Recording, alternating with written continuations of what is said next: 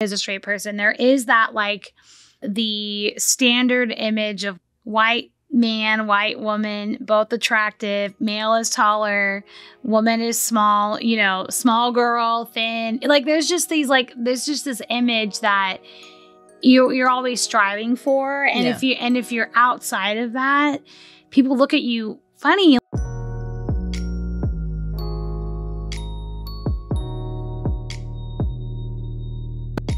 Well, hello, everybody. This is Sex Positivity Unfiltered, where we talk about sex and we are not polite about it.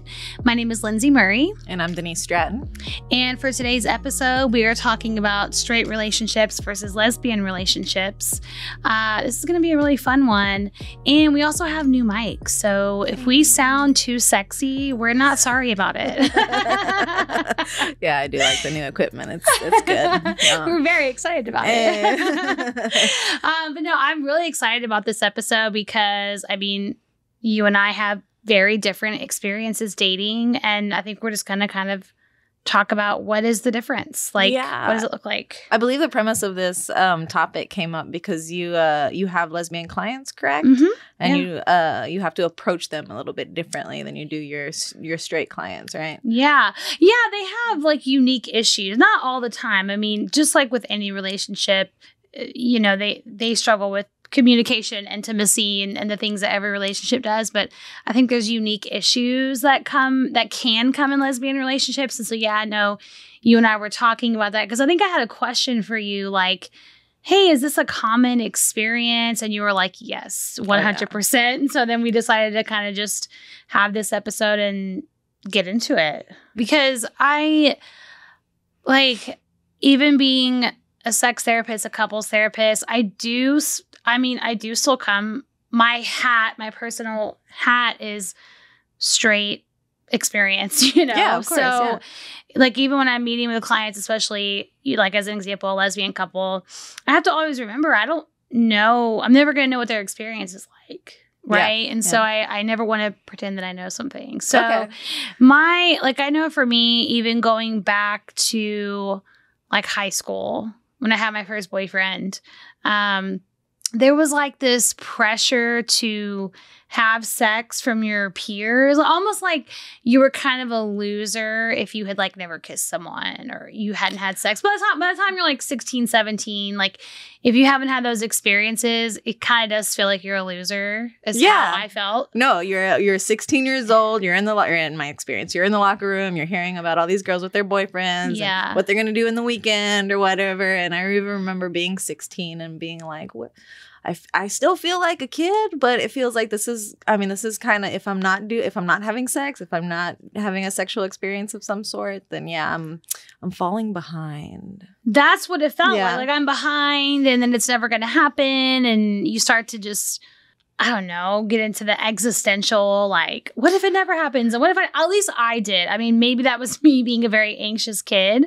But I remember like before I had my first kiss, I would have those thoughts of, it's never going to happen. No one's ever going to want to kiss me. No one's ever going to. And then, you know, that's not true. But that's how it feels. How old were you when you had your first, like, serious boyfriend? Like, when I say serious, when you're young, I'm thinking 6 months or more. I was 16. 16? Mm-hmm. Okay. Your first serious boyfriend. And, did you just, as far as your peers go, because we're in Texas, so religion does very much play a part in our upbringing. Did you have anyone who was outwardly, you know, no, I'm going to save it until marriage? I think maybe there were some people in school, but the friends that I was really close with, none of us were religious. So none of us were saving it or anything like that. But at the same time, it almost felt, it's going to sound very contradictory to what I just said. Like, you're not cool if you haven't done it yet, like, is how you would talk. No, there's like two extremes, it seems like. If you haven't done it. But also, you would also get judged if you had done it. Yeah. Right? So, like, because I remember when I did have sex for the first time, I didn't even want to admit it to my friends, even though on the same token, I finally felt like cool enough to have had this experience. Part of the secret society and even telling my friends, it was like they kind of joked about. I don't think they were judging me because they were my friends, but it was kind of that joke, like, you're not a virgin anymore, and you know. And so then it just feels like, oh, did I like mess something up? Like, you know, did I make a mistake by doing that, even if I enjoyed it? And so for me at 16, there's so many jumbled thoughts in my head. It's confusing. In order to be in the cool club, you have to have sex. But as soon as you have sex and you're in that cool club, you're also shamed for having sex, right? Yes. So there's very much, depending on what clique you were in high school or who your peers were, it could, being a prude could be a bad thing, or it could be a good thing, or being sexually active could be a bad thing or a good thing, right? Depending on who you talk to. Exactly. And also coming from the perspective of like straight couples and like me being a woman and dating a boy in high school, dating a man. I learned this message probably very subtly and over time. Like I don't think it was ever explicitly said, but I definitely experienced placing a lot of my value in how men viewed me. Like if I was viewed as like attractive or desirable, or like guys wanted to date me, I know I would feel this like huge ego boost of like, I'm attractive now. Because in high school, I didn't think I was attractive. And then like, you know, after college, I kind of felt like I started really liking how I looked, right? Okay. And so then, if men would like want to be with me, even if it was just that they wanted to have sex. No, I feel like women are socialized that way, and that kind of also breeds that competitive nature that we have as women, especially. And I see this more in your world, more in the straight world, where it seems like feminine women, especially, they're competing against each other for, you know, the right guy or whatever, and that coming from being two women, that always, it looks different from the outside. Like I'm always like, why? But again, that's kind of, it seems like we said, it's bred from youngster that, you know, your men's validation is what matters. Yeah, that's definitely what it felt like. And so I know prior to being married, you know, when you're dating, it does affect how you date. You need to be with a man. You need to be dating. You need to be finding someone. I mean, that would even be a question, you know, when you would go, like, let's say I would like go home for the holidays or family would ask. The number one question is always, are you seeing anyone? Yeah. Yeah. Do you have a boyfriend? Yeah. Do you have a boyfriend? And that was it. You know, that's what they really want to know. And having just friendships and joy elsewhere doesn't seem to level up with like having a romantic partner in a lot of people's view. So it's just, I don't know, like, and maybe you feel this way as a lesbian. I don't know, right, from your experience, but I know for me, for a very long time, I felt this pressure that like I needed to be with someone. Yeah. Yeah, no, very much the same. I feel like we go through the same, as far as socializations, like what society puts on us, we go through the same experiences in that way. They're just, the way we use them are differently. So, so going back to the home for the holidays, you know, do you have a boyfriend? Do you have anything like that? Or even going back to the virginity talk, you know, you have some people who will say that they will wait for marriage. You know, they don't want to have sex now, you know, things like that. So in the straight world, those are true outward statements, typically, I would assume, when you're saying that, you know, no, I'm focusing on myself. My career, whatever, in college, or for the virginity talk, you know, I'm waiting for the right person. In the lesbian community, I've seen us use that more as a cover. Right. So it's not the fact that, you know, no, I'm waiting for the right guy before I lose my virginity. It's more, no, I'm very closeted, and this gives me a really good cover to where I can wait. I'm not under that pressure to lose my virginity because I'm not attracted to guys. Yeah. Type thing. Oh, I would have never thought of it that way. That makes total sense. So yeah, we go through the same, I want to say the same questions are posed to us because you're young, and you know, a great aunt is not going to decipher a lesbian kid from a straight kid. They're just going to ask their niece or nephew, you know, do you have a boyfriend or whatever it is. So we're asked the same questions. We just use them differently. But yeah, okay. So starting from you were 16 is when you got in your serious relationship. What about your first kiss? Describe that to me. Like how old were you? Where were you? What was the environment? It was my first boyfriend. Okay, so it was the same person. Yeah. And we were in my room, and it was probably like right after school. He came over, and we were in my room, and we kissed, and it was nothing spectacular to run home about. It was honestly, if I'm being totally honest, I wanted to get it out of the way so I could say I had done it. I had like kissed someone. And I feel like people view that way. Like when teenagers are having sex, I've heard that experience. Like the first time I had sex, I kind of just wanted to get it out of the way so it would just be, I've done virginity would be lost check. And check mark, I could move on. And that's kind of how my first kiss was. It was like, okay. But I was more excited to be able to say I had kissed someone than the actual kiss. Then you found attraction to him. Yeah. Right? Okay. Yeah. Okay. And I was with him until I was in college. And so I was like 2 years into college. I had moved away for school. He didn't go to college. He stayed at home and he worked. And we grew apart. And like as far as like level of attraction, I don't know how much was ever really there. And if he's listening to this, I hope he's not offended by that. It wasn't like he was you're in high school. Yeah, it wasn't like he was like unattracted, but it was just I think I felt this pressure to be with someone, and he is the first guy that liked me. Yeah. And it was like that's enough for me. I had very much a similar experience. So for our audience out there, I've known I was gay since I was 5 years old. So I knew very, very young. However, with my upbringing and living in Texas and the environment that I grew up around, there was nobody that was gay. Like you said before, it was almost like being an alien. It was a very, very, like if someone was out of the closet, you knew who they were and you knew them by that identifier, right? That's gay Lucy or whatever it is, right? So I wasn't out of the closet. So I had a lot of these straight experiences as well. And a lot of it was more pressure to kind of get it out of the way. Same thing. So I was 13 when I had my first kiss. And it was in front of everybody. It was a dare because, you know, we're in junior high.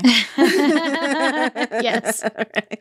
It was sloppy. It was gross. I was attracted to him at the time, but it wasn't anything that I am proud, well, not proud, but that I am talking about with lots of glee today because it was your junior high, you're 13. Yeah. What do you know? You just know that you're supposed to stick your tongue in someone's mouth, and the feeling of someone else's tongue in my mouth was very not fun. But I got it out of the way. Hey, I've had my first kiss, and now no one can say that I'm gay. But yeah, so that was my experience for my first kiss. I also had boyfriends in high school. I have noticed, and this is kind of how I start I start noticing patterns with other people because it seems like a lot of lesbians will treat guys in their younger years kind of like accessories of a way. Like, yeah, it's great. I have one here. Let me show you off. I have him. It's great. We do things because maybe he wants to do things, but you know, this is it. This is my trophy guy. Type thing. So it's less intimate, and there's less, I guess, desire there. You're just going through the motions, but you don't know any better because you're young and no one's had these experiences. Yeah. So now I want to fast forward, Lyndsey. When was the first time that you had any physical contact with someone that you did find insanely attractive? Describe how that was for you. Oh gosh. Okay. I'm ashamed to tell this story, but I'm just gonna say it anyways. Okay. So it was with a man who was married. Okay. Yeah. And I was 22. And just to give you some backstory, like I have always struggled with my weight, always, since I was a kid, like a young kid. Like some people just always have that issue. I'm one of those people. Okay. Yeah. And there is definitely a correlation, and no one can tell me any differently. There's definitely a correlation to like the heavier you are. For me, at least, I felt very like self-conscious.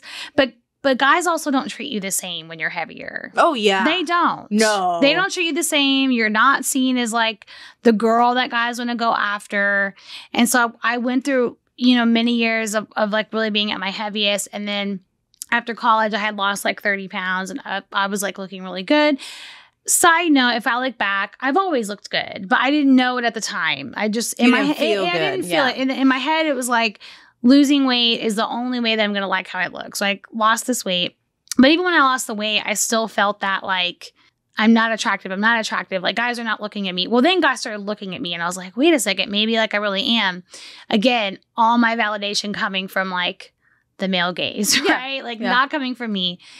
Anyway, so it's after college, I lost all this weight, and the job I had at the time, there was like one of the higher ups, like important guy in the company. And he was really young. Like I was 22. He might've been like 30, right? But like young to be a higher up in this company. Extremely attractive. Okay. Like the guy in the office where all the women were like, ooh, I want to go talk to him today. Like hopefully he'll be like, like everyone's like doing that kind of thing.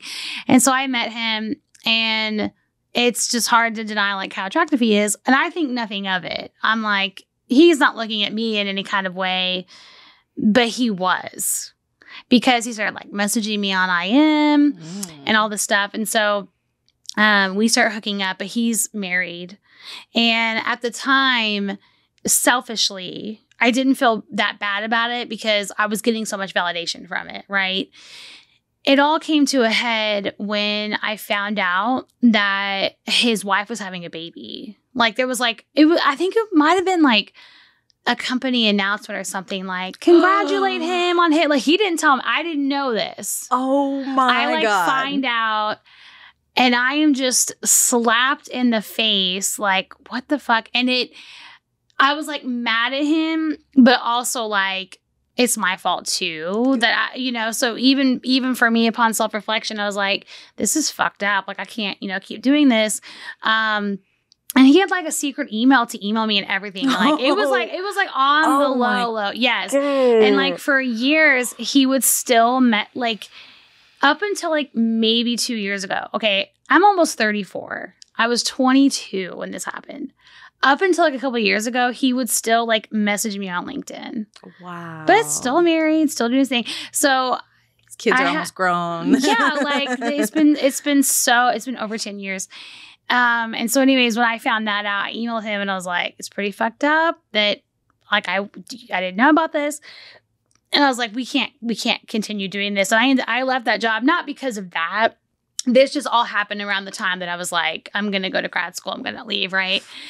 So I broke it off with him, but that was the first time where it was like, I was just insanely attracted to someone and they felt it back to me. Right? And there's also that kind of like, so you didn't know that he was with someone else at all, or you knew he was married? I knew he was married, but I didn't know she was having a baby. So I know that may not make any sense. It's like, it's wrong either way. But there's a more serious level. Like, yeah, I know. Your wife is pregnant, having a whole ass baby, and you're over here doing this. I just was like, whoa, this became way too real for me. Mm-hmm.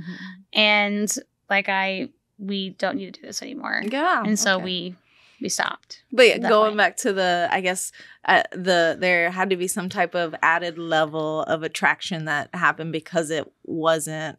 Because we weren't supposed to be doing it. Yeah, we weren't supposed to be doing it. And we would do it like in the stairwell at work. Oh, no. So it was like an added level of like someone could be walking down and like we never got caught or anything, but it was just so like, we should not be doing this, which made it more enticing. Of course. Right? Which is exactly why people have affairs and that whole thing. And I'm glad to say I've after that, I've never been involved with a married man. Like I've never been part of any kind of affair except that one time. But yeah. So I bring that up because with my straight experiences when I was younger, I did experiment when I was messing around with guys. I think one of my first sexual experiences was in a park at some point after dark because you're a teenager, where the hell are you gonna go? And my mama is Hispanic. There's no way in hell there was a boy coming over. So there was that added atmosphere of you shouldn't be doing it. So that kind of made things a little exciting. But everything just seemed very automatic, like it was programmed, like robotic almost, like mechanical. I was just there we go. Like, okay, this is kind of what I'm supposed to be doing. Yeah, it's kind of fun. He seems to be enjoying himself great.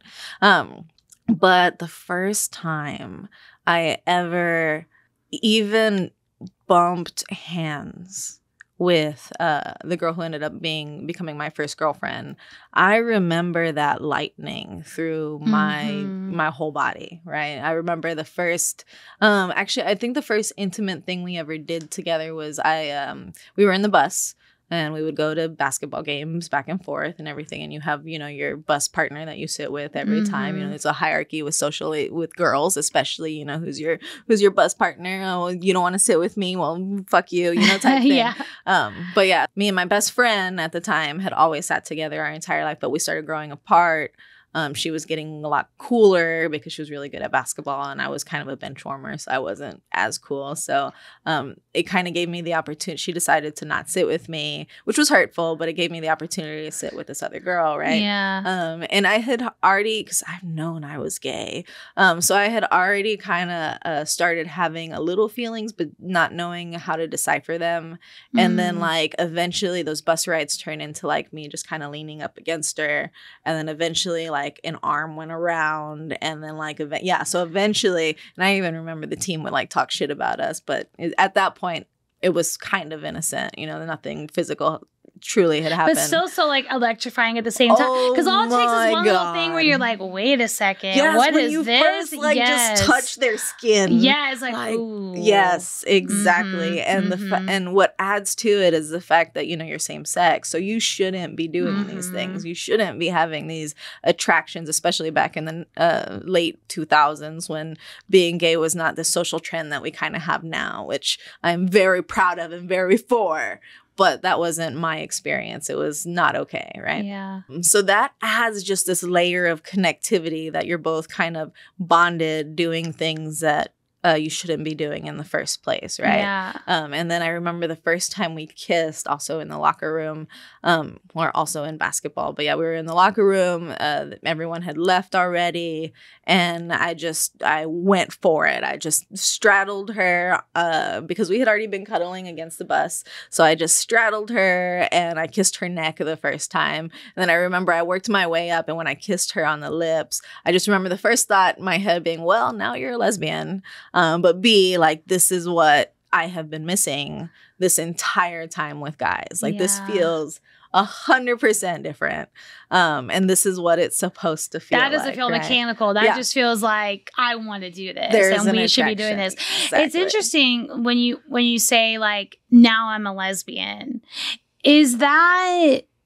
I'm assuming here, so correct me if I'm wrong. But I guess I'm, like, wondering, does it feel like, as long as I don't do anything with anyone, as long as I don't do anything with another girl, then I'm not a lesbian. Yeah. Like, oh yeah, and other lesbians will say this, because I've talked to many.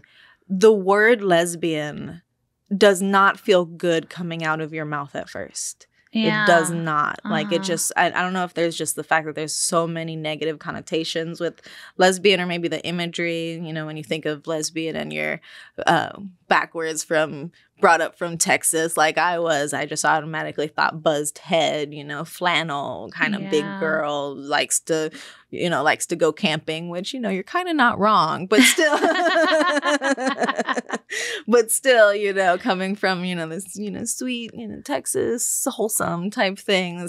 That's a very extreme that you don't want to be associated with, right? Yeah. So yeah, I remember when I first thought it wasn't a good thing that I was thinking to myself, but I couldn't ignore this electrifying sexual attraction that I had. I always said I was straight. I knew I was gay, but I always, you know, I'm like, well, as long as I do things with guys, who's going to say anything, right? Well, and I asked that because, like, even with clients now, I mean, with clients, but like with anyone, and you already know this, but your sexual behavior does not define your sexual orientation. Oh yeah.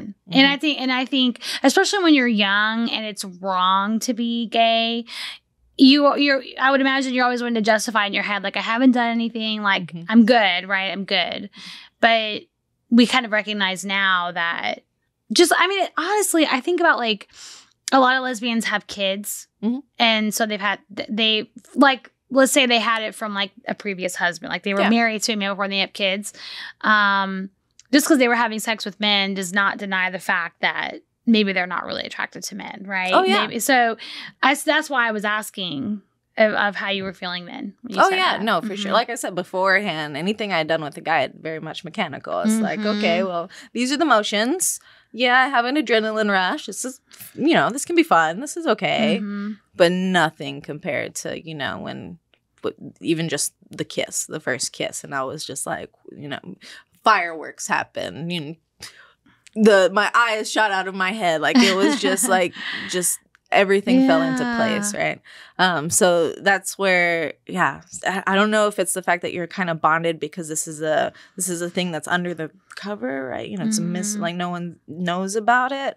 But I've noticed that first queer relationship is so intense. And this is for everybody across the board. Like, the first time you have any type of actual queer close connection, it's like a second awakening. Oh, almost. Wow. Like, it's very intense is the best word I can give it. But again, it has to do with the fact that you shouldn't be doing it. A lot of the world thinks that you're going to go to hell if you are doing it. And on top of that, there's just all these, systemic laws and regulations and things that are against you. So in order for you to be okay with being in a same-sex relationship, you have to have like this sense of pride, just inherently in order to make it through. Otherwise, there's going to be some type of existential crisis while you're in this relationship, and it actually becomes very harmful. You either be very proudful and you're like, I don't give a fuck, or you become very internalized homophobic, and there's a lot of harm that goes there. So that's one difference I definitely know in high school in those beginning relationships. A first queer relationship, I feel almost is like puppy love, but for adults. Or like, I guess, young adults. Mm-hmm. But yeah. Like, it's intense. And also, like, if there's all these risks, right? Like, you shouldn't be doing it. You're going to go to hell. What if my parents find out? What if, like, there's like risk. Yeah. And so I would imagine to go through that risk, at least that first relationship, it's going to be with someone that you genuinely do really like, and you're very attracted to them, and like you want to be with them. I would imagine. I don't know if the reason I'm mentioning it is because, like, in my world, like, straight relationships, kind of like I was saying with my first boyfriend, I wouldn't classify that relationship as intense, and I think it's because this wasn't like the one for like this wasn't like an awakening for me. It was more like, this is what I should be doing. Almost the opposite, right? Like, on yours, like, I shouldn't be doing this. Mine was like, well, this is what you're supposed to do. Yeah. Yeah. Right? Like, like lukewarm, is how I would describe it. I will say I do. There's a little bit of similarity in our first, because I will say my first girlfriend, I was attracted to her in a way because I was. She not only was she a tall drink of water, but she was really good at basketball. And when you succeed at something, when you show me that you're an expert of something, for me, that's very attractive, like extremely attractive. So I was attracted to her in that sense. However, I wasn't like die hard. Like, I am attracted to you because you're very attractive to me. It was more of a demisexual relationship. Okay. Like, I liked her for her personality. Yeah. It wasn't until way later in life that when I started dating, because you got to realize in the lesbian or even in the queer pool, you're working with a very little pool to work with. So you kind of, this is going to sound bad, but you kind of have to learn to just settle when it comes to certain physical attractions there, just because your pool is small. So, I'm glad you're mentioning that, because that is actually something I wanted to talk about, was like physical attraction. And maybe it's like, hey, we're working with a small pool, maybe we have to settle. On the opposite side of things, I feel like straight people are more likely to have like way too high of standards when it comes to physical attraction. And when I say way too high standards, you like what you like, fine. But I've known men and women who, unless someone is like magazine cover hot, they're like not into it. And I'm just like, to me, that is a little weird. It's like, now you're forcing yourself into this small pool.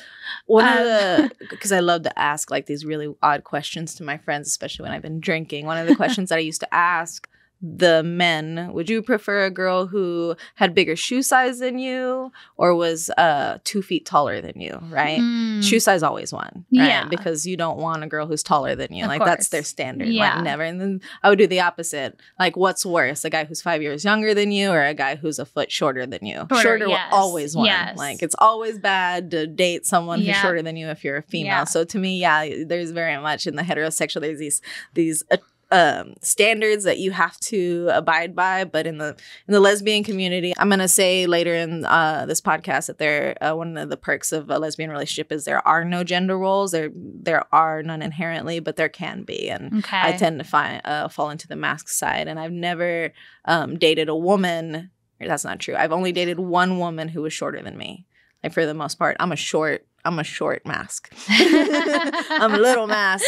But yeah, all of my dates have been taller, and it's never been an issue because I mean there's not that pressure in our culture to as far as height goes. And there's so much pressure in our culture. Like, there's pressure with weight, with height, there's just so much. Like, I'm not saying that can't be true for queer people, but I think especially as a straight person, there is that, like, the standard image of white man, white woman, both attractive. Male is taller, woman is small, small girl, thin. Like, there's just this image that you're always striving for, and if you're outside of that, people look at you funny. Like, I even think of this.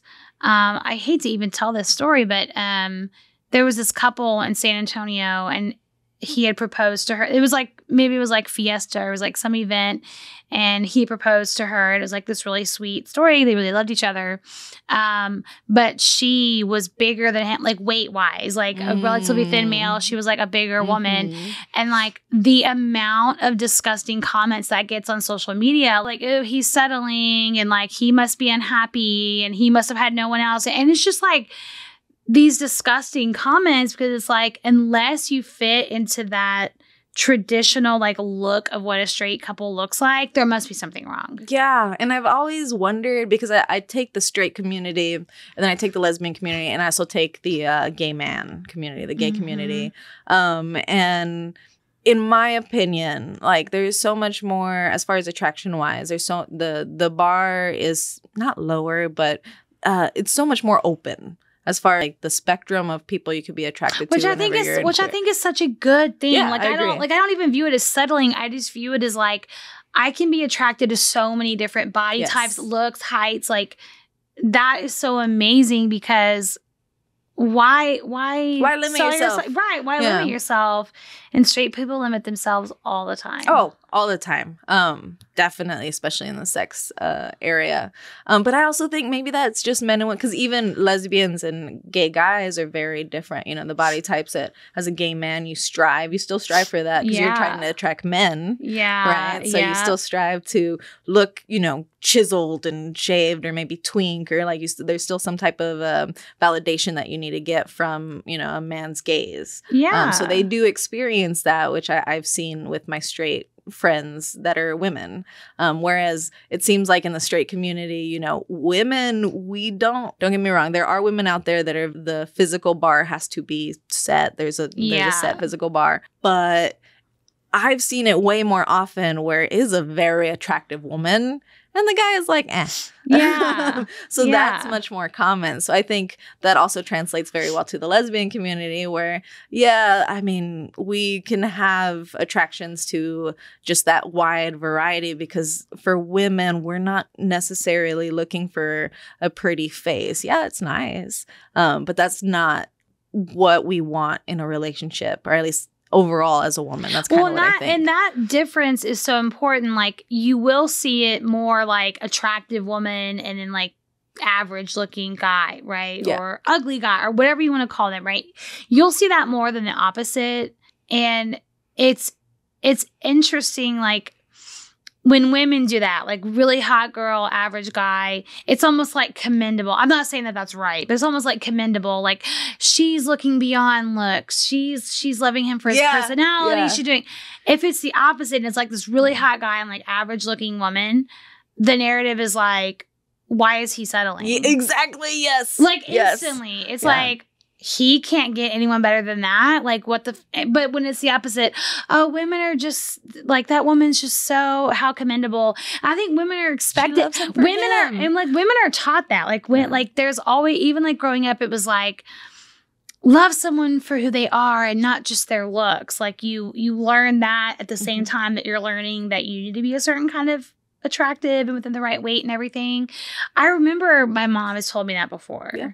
Like, but is he a good person? I mean, that's enough, right? I see that weird standard or discrepancy between all types of like heterosexual situations. Like when you have the age difference, a young woman with a older man is okay. You know, that's not a big deal. Normal. Or it can get really creepy depending on how big the age is.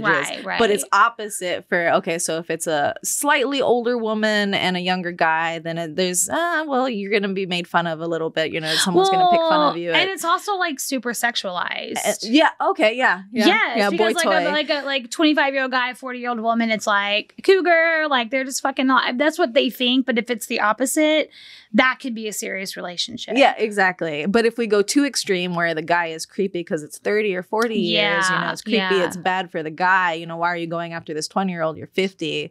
You know, if we swap the genders and it was a 50-year-old woman with a 20 guy, we're like, oh, girl, get it. You can still get a 20-year-old. Good job. I'm impressive. You can go get you, girl. Right. So I see those different discrepancies when it comes to male and female relationships that I wonder if that's why, you know, in the lesbian community, looks play a part and you do have to be attracted, but it's not a priority, I guess. Well, I also wonder if just even in like these discrepancies, like how men are perceived and how women are perceived in straight relationships, I do wonder how much of that is because of like the stereotypical gender roles that they play, whereas lesbians don't really have that. Like I'm even thinking of, and I kind of want you to speak on this, I'm even thinking of the emotional labor in a relationship. In my experience in my job, with straight couples I work with, it's usually the woman who is carrying all of the emotional labor, right? Like they're the ones that want to talk about their feelings. They're the ones that want to be vulnerable. Usually if a couple like isn't having sex, I hear this from women all the time, I'm not emotionally connected to him. He doesn't want to open up to me. He doesn't want to handle like our kids when they're like, I handle all the hard feelings with the kids. Like there's just this emotional weight that women tend to take on in straight relationships that I don't know if that's always true in lesbian relationships. Yeah, there can be. So I'm going to just, overall this entire episode, I will say that, you know, in general, lesbians are just normal people, right? So we do have the same, you know, the people who are emotionally attachment avoidant, now that I've learned, who are attachment avoidant. You do have the people who are players. We have all the exact same thing that's in the straight community we have in the lesbian community. However, if I'm just speaking on a cultural standpoint, then I do think that to women, because women inherently we're thoughtful, we're emotionally like we have to have that type of connection in order to be attractive typically. Just for that fact, inherently a lesbian relationship, there is that type of almost we both carry the emotional baggage just in a different way, right? Okay. So the load is shared. Don't get me wrong, there are very much players in the lesbian community to where they're you think of a fuckboy, you know, we have them. But this is just it's a very generalized question, right? Because like there can always be exceptions to the rule, I guess, you know, I would say. But even like speaking of attachment, you know, typically avoidant attachment is usually tied to men. That's what we think of, right? Like usually. Men are usually, but the exception is like women can be too. Oh, of course. Right. Of course. So. Yeah. And I actually asked of course I had asked my lesbian group, you know, on Facebook, you know, what they thought. And that's exactly what they mentioned, the emotional connection. Actually, more people mention the emotional connection than anything else as far as the differences between men and women. And a lot of bi girls actually responded because they would have kind of the best experience, right, with the differences. But yeah, basically, they said that they felt that women have a need for that emotional connection. Like that's requirement. Men often try to avoid it, whereas women, we kind of crave it. So as far as that goes, that means there is, because of the deeper emotional connection, there is like better communication when it comes to that. Mm-hmm. If I were to sit down and watch Mean Girls with your husband, and I were to sit down and watch Mean Girls with my wife, they would see the phrases that those girls said completely opposite, right? Totally. Like just because of the tone. Like we were able to read tone between each other so much well. So that's why, you know, the saying, what would be a good girl saying? Oh my God, I love your skirt. Where did you get it? It was my mom's in the 80s. Vintage. So adorable. Oh my God, I love your shoes. I can't believe you would wear those outside the house. How brave are you, right? Like you. And we'd be like, bitch. Yeah, exactly. Yeah, exactly. Like, fuck you. And then my husband would be like, that sounded like a compliment to me. Like, right? Exactly. We have the undertone. Yes. So when it comes to communication, my wife doesn't have to tell me when she's upset. She doesn't have to tell me if something's bothering her or if my behavior is bothering her. I can almost immediately clock it just because I understand that tone that women have, right? So, and that's why oh my God, that's why lesbians dating is so fucking difficult. And the longing lesbian is a stereotype of ours where we won't make a move. We won't hit on each other because we're hyper aware of that tone. And so just that little minuscule, oh, she might not be into me will stop us in our tracks, right? Just because we don't want to ever give off the creepy, right? Okay. Whereas men don't give a fuck. They're going to shoot their shot because they're here to shoot their shot, which is to me is a very commendable thing. Whenever you're dating, you should shoot your shot. Yeah. But yeah, that's something that we're just hyper aware of tone. And see, like straight women are discouraged from shooting their shot. Maybe not so much like as of today, but you really are taught to be chased. Yes. You are. It's like, let the man chase you. If they're interested, they'll show you. So you're put into those roles like person being chased, person who has to shoot their shot. And if you're too nervous to do it, you need to like build confidence and figure out how to do it. And I very much don't believe that anymore. You know, like when a straight woman goes to a guy that she's attracted to and she tries to make something happen, I'm like, get it, right? I mean, why not? But that it's almost discouraged. Oh, very much so. My God, my bestie who is straight, getting her on a dating app and trying to cook, because, you know, I think I have a really good insight, at least from my perspective, being in the guy's role, what I would like to see. And I'm like, well, just go after it. But she's very hesitant because that's not something that she was ever programmed to do. You know, no, a guy will come to me. Right. So I'm just like, well, if he wanted to, he would. Exactly. I always hear that quote and I'm like, oh, it's not that simple. They're like, guys can be nervous too. Yes. I mean, they can be nervous too. Why not? Oh, girl, let's even talk about that difference. So when I, because I got my relationship right out of high school, you know, I was dating her for 6 years. So it was a very long-term relationship. I was also a horrible girlfriend at the time. And then I jumped into another relationship very soon after that. For 2 years.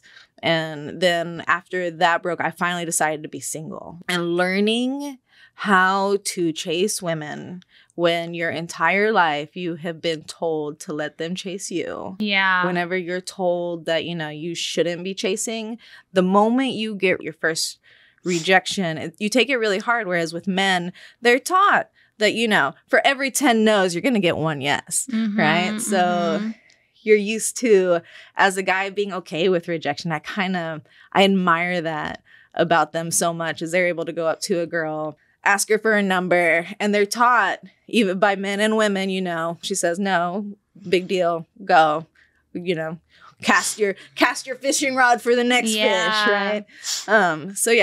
So when you switch to dating women, someone has to make a move. There's no gender role when it comes to that. So someone has to do it. So you have to be okay with rejection. And training a woman to be okay with rejection was really hard for me. And that is really hard, especially when that's never been your experience. Yeah. Like if you're always the one being chased, you're only in the role of rejecting.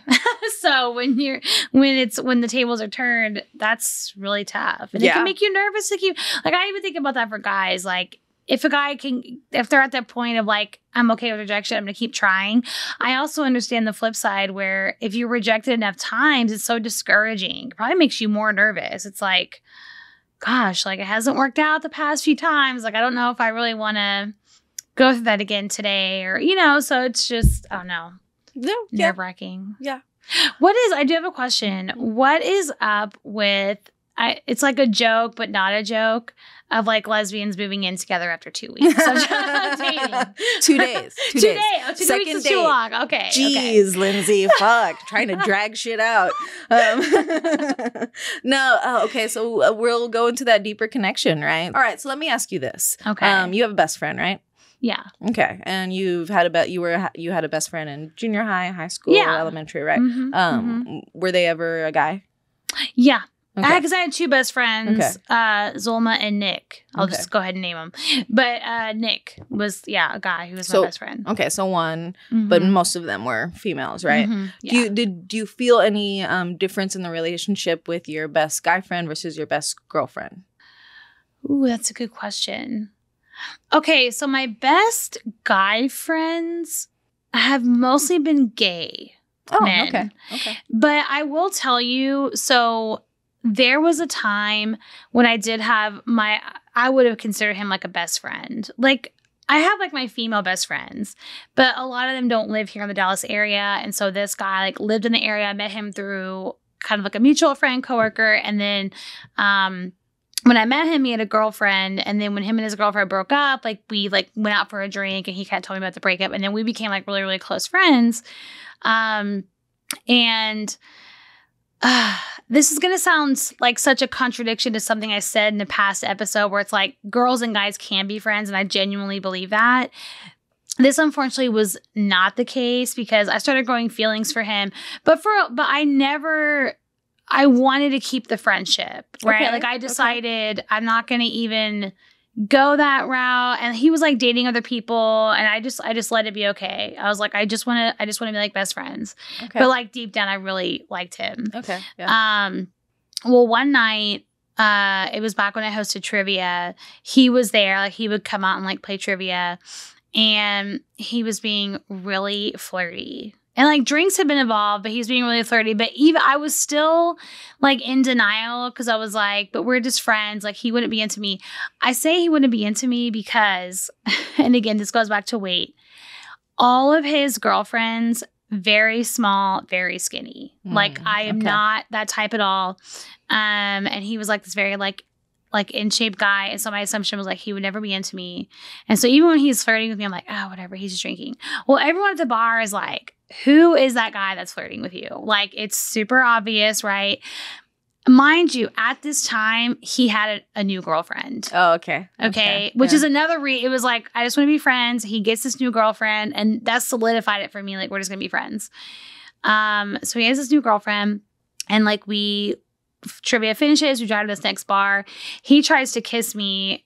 I didn't let him. What? Like, yeah, I didn't let him. Oh, well, good for you, but what? Yeah. And I was like, what the fuck, And so then he does that, and I'm like, you're with this other girl, like, what's going on? And he didn't like really know what to say. And then I've been drinking too.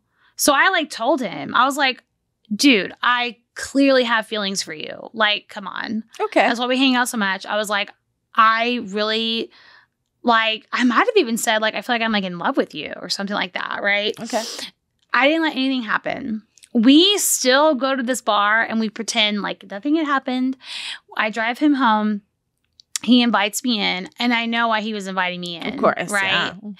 I didn't go. I was like, I'm not going in with you because I know what that means. Like, you have a girlfriend. He gets pissed at me that I won't go in with him. Basically calls me a whore. Yeah, like, out of nowhere, he's like, well, fine, like, go fuck someone else like you always do, because at the time, like, I had casual partners. Like, I'm out here living. Oh, but you won't fuck him. I won't fuck him, so he gets mad. Yeah, basically calls me a hoe, and I was like, fuck you. And so he goes inside. And then the next morning, we were supposed to go somewhere together the next day. And I text him and I'm like, I know yesterday was really weird. Like, we're supposed to go to this thing. I feel like we should talk. Like, we should whatever. He has never spoken to me again. Cut me out of his like I wouldn't be surprised if he like blocked my number or something. He never spoke to me again. He never responded to me. My grad school graduation was like a week later. He didn't go. He didn't show. This is, and when I say best friend, 5 days a week we would hang out. Like, that's how much time we would spend together. Even though he had this girlfriend, we would always hang out. He cuts me out of his life like that, like nothing. And I kind of felt like maybe I messed it up. Maybe I shouldn't have said something. No, I think what happened is he never wanted to be with me, but he would have liked to have like fucked me while he had a girlfriend. So he has this like real thing over here. No, he wanted that notch. He wanted that off of his belt, and then he could go over here and like have his little skinny girlfriend is what it was. And I didn't let him do that, and he got pissed. And I was like, wow, so were we really friends? Like, this feels like we were never friends. After that, you know, like it felt that intense to me of like, you never really viewed me as a friend, because if you did, you wouldn't cut me out like that, because I didn't do anything wrong. Yeah, either in my opinion, from my sleazy man perspective, if I were to try to put myself in their shoes, I either think A, he was completely in love with you, and you rejected him, and I don't know, maybe he was like, well, you know, fuck her, right? Never again. Or 2, he just wanted he just wanted, because I think if he was really in love with me, he would have like, we would have been together. You know what I mean? Like, I think if he had genuine feelings for me, I'm not saying like right away, but he would have sat and thought like, I have a chance to really make this happen now that I know she feels the same way. No, the fact that he cut me out so fast, I was like, you never fucking cared about me. So unfortunately, my only like guy friend, best guy, like straight guy friend ended in such a shitty way. You derailed my argument. Okay, well, what was your argument going to be? No, I just wanted to like kind of give you like a comparison. But okay, we'll just go down the girlfriend. So your best friends have typically been mostly female, right? So what are the things you do with your best friend? Like, did you do the sleepover thing? Were you sleepover girl? We did the sleepover thing. You got in your PJs together. You watched movies. You talked about guys. Yeah. What else did the girl? You do each other's makeup, maybe hair. I wouldn't really say the hair and makeup thing, mainly because that's not really my thing. So, you're nerdy. So you were like, okay, so puzzles, board games, like video games together. We were the band.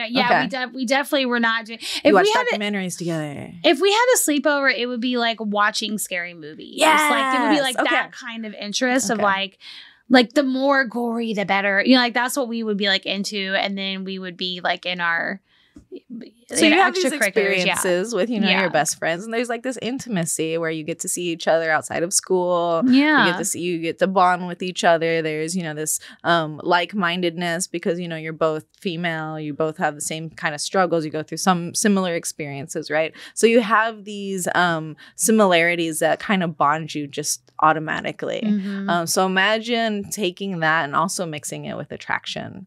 So when you do that, like when you become you find your person and you become attracted to that person, even if it doesn't last, down the line a year later, you just automatically want to spend all your time with them because it's the blurry line between best friend and wife in the lesbian community is very, very hairy. That was what when I had that question for you, like, hey, is this like common?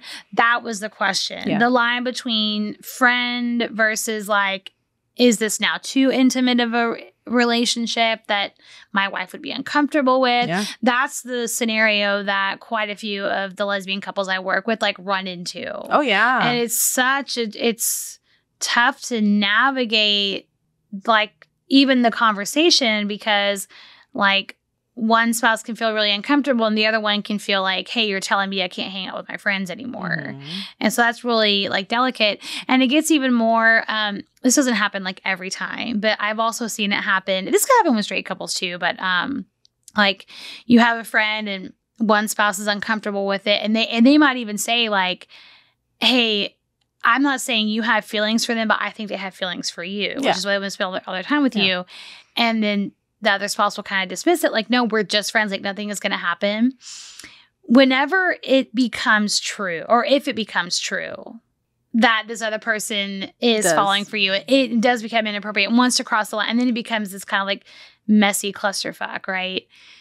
Then the new argument is like the spouse who had the issue is like, I was right and you didn't listen to me. Yeah, yeah. And so now we've got a whole new, and so it can kind of like compound upon itself. Oh yeah, and that happens way more often in the lesbian community because again, we're girls, we're inherently girls, we're friends, we just bond automatically.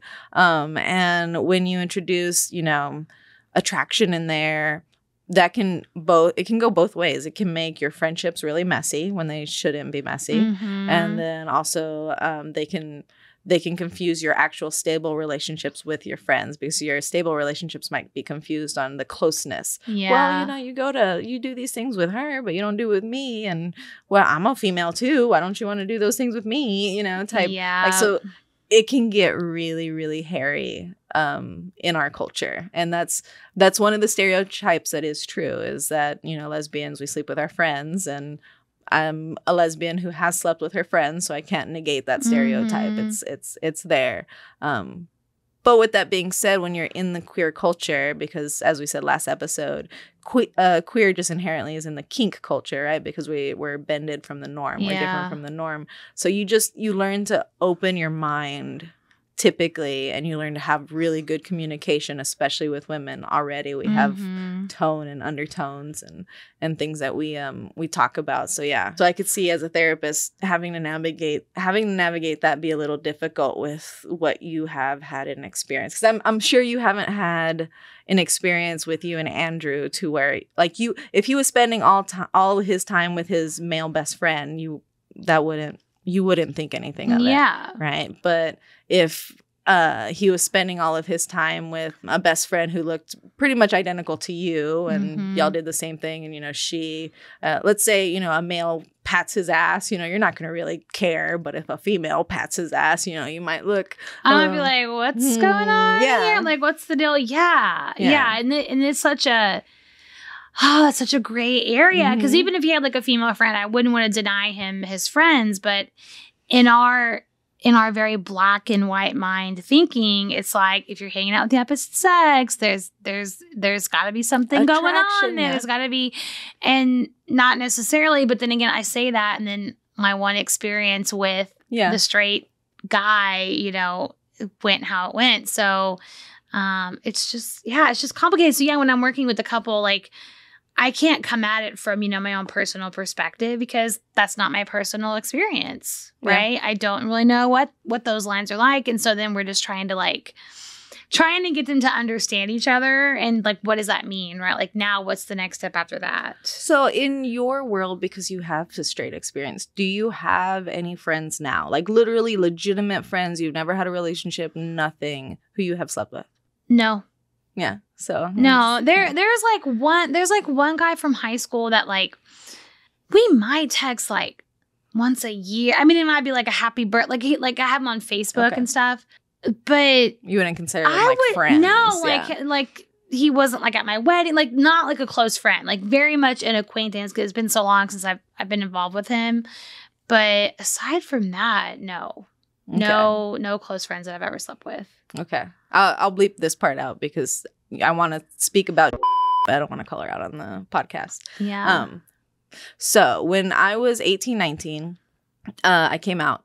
And my friend group was very much the friends that your husband have right now. Yeah, so it's very much a lot of straight guys. A couple of straight girls trickled in there a little bit. But mostly straight guys.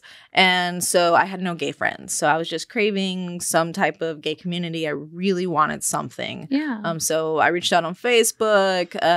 There was nothing there. I tried to find online sites. I found one group online in the Yahoo chats or something like that. Like, that's all I could find.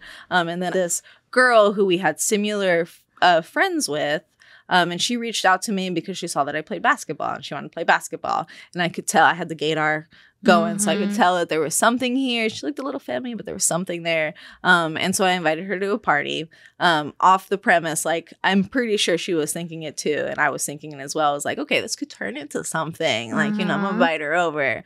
Obviously, when she came over, she was very STEMmy like me.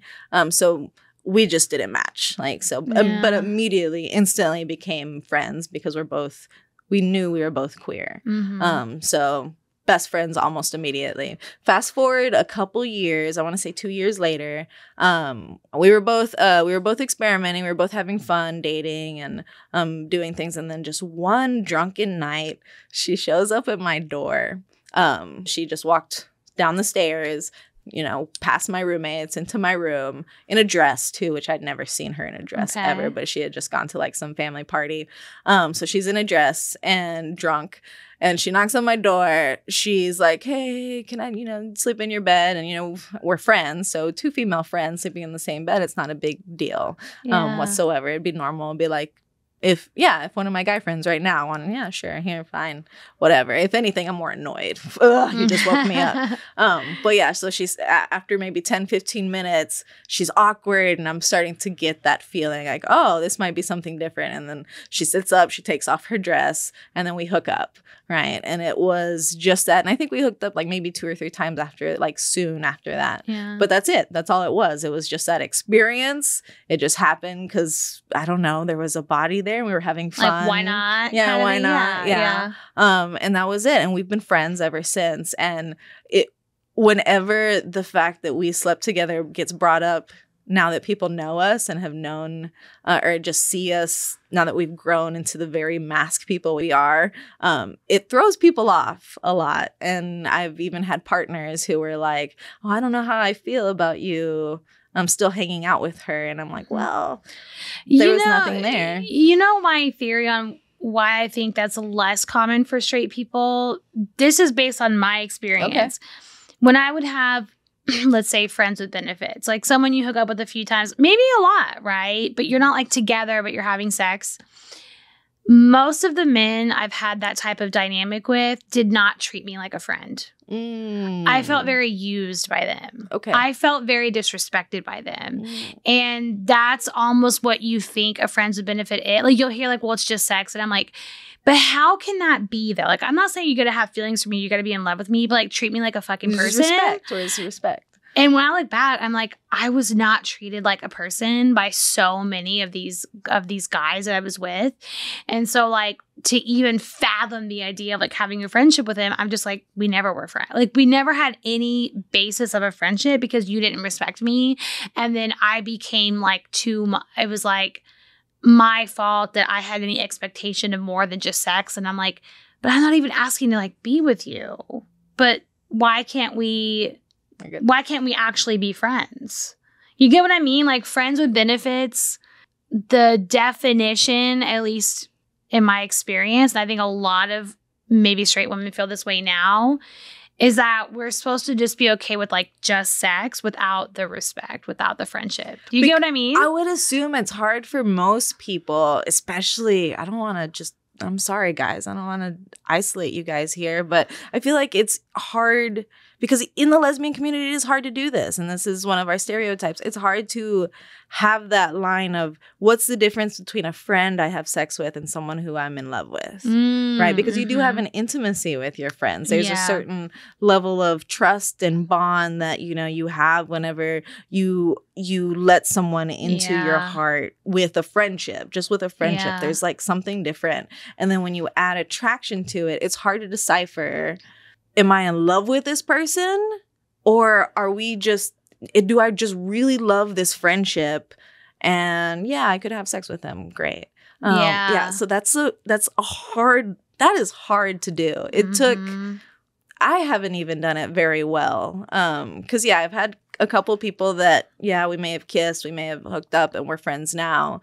But just defining that line of well, am I attracted? And we'll go back to the person that I was talking before. Right after we hooked up, maybe the second or third time they got a girlfriend, I do remember feeling some type of way because I was like, oh, we aren't gonna hook up anymore. But it wasn't more of a, I'm in love with you, I want to hook up with you, I don't want you to be with someone. I was happy that they were with someone. I was just, I guess, upset that now I don't have a friends with benefits. that line is really hard to draw, and it's hard to have a friends with benefits. Like, I think in my experience, there were times where I did grow feelings. Like, it's really hard for me to, very rarely have I ever had sex with someone where there wasn't like some kind of feeling there, whether it was in love feelings or I don't know, right? Like how I would categorize it.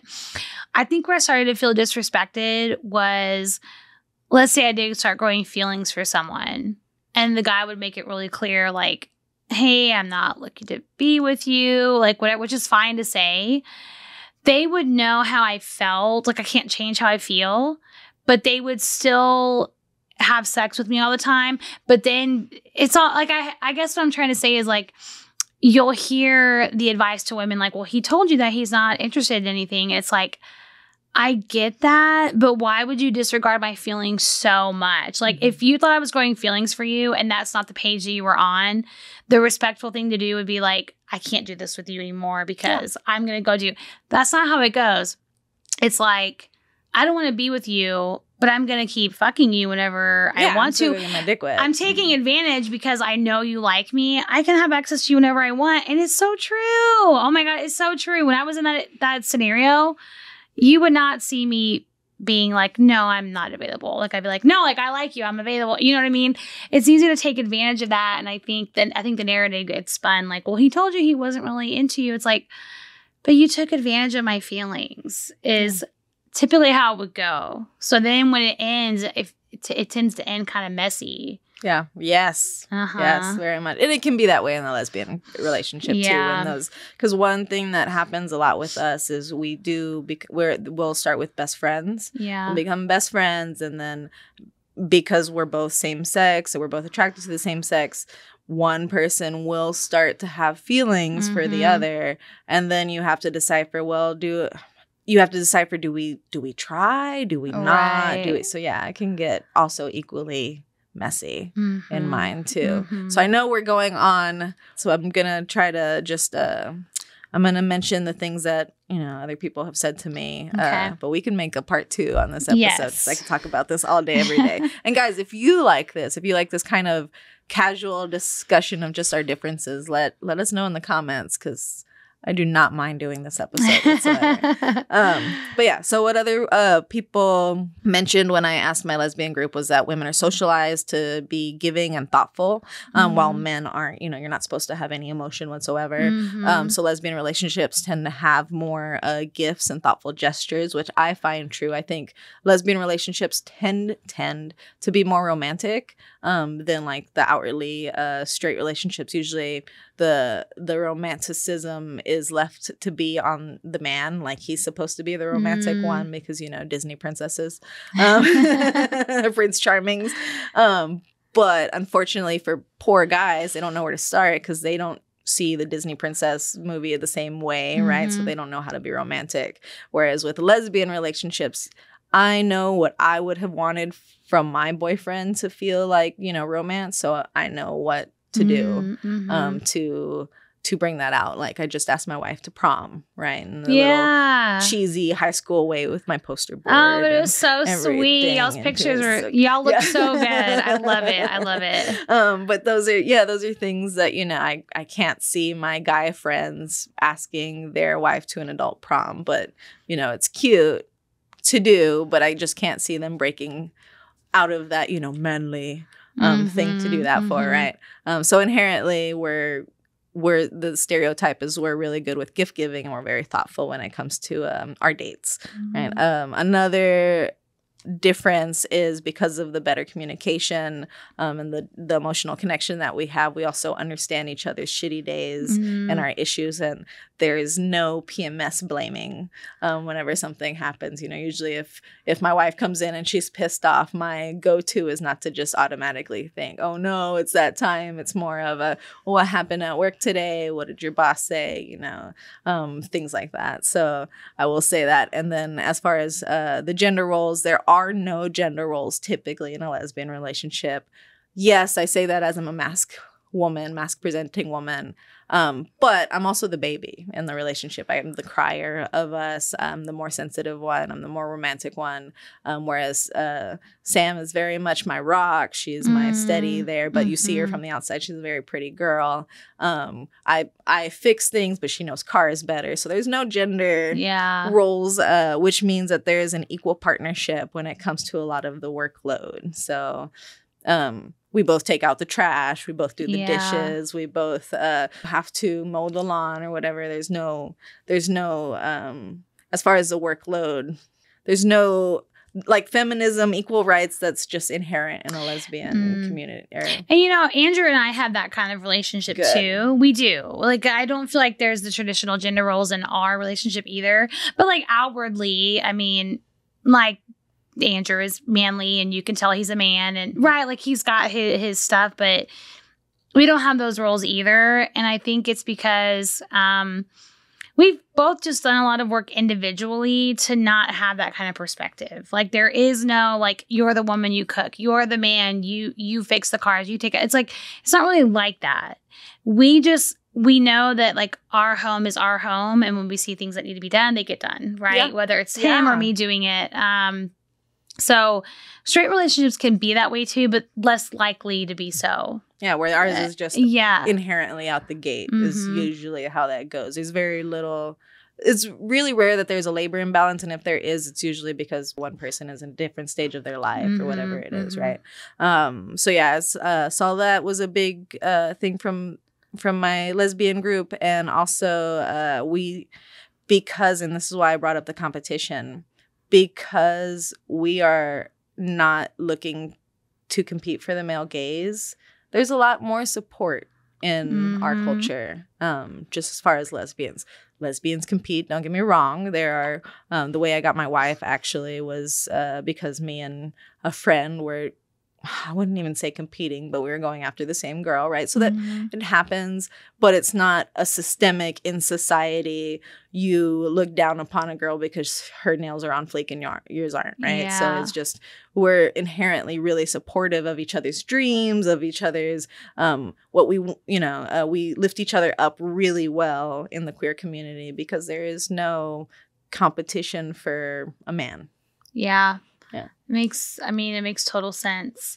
This has been a lot of fun to talk about. I like it. Yeah. We definitely, I know we're going to wrap up just due to time, but we definitely could do a part 2 on this. There's so much to talk about as far as the differences. Well, anything else you want to add? Actually, I'm going to ask, what do you think is the difference between a female and female relationship and a female and a man relationship? Like, especially my bisexuals out there, you would have the best perspective. If you want to throw out your experience in the comments, I would love to see it because I only have my limited gold star lesbian experience, and you've never had any same-sex, any experience whatsoever, right? I have, like, made out with women before. Okay. Yeah, well, but aside from that, no. Okay, so we have very much a straight girl, so we have the opposite spectrums. So yeah, I would love to see the people who have mixed with both. So definitely throw it in the comments. And yeah, guys, that's all I have to say. Yeah, I think I'm on the same note. Comment, let us know what you think. Let us know what you think the difference is. And also what you want to continue hearing. Like maybe one of you points out something that we could definitely talk about on this platform. So yeah, thanks again for tuning in. Like and subscribe, comment, stay tuned in for the next episode. And again, we are Sex Positivity Unfiltered. And remember to stay curious and fuck politeness.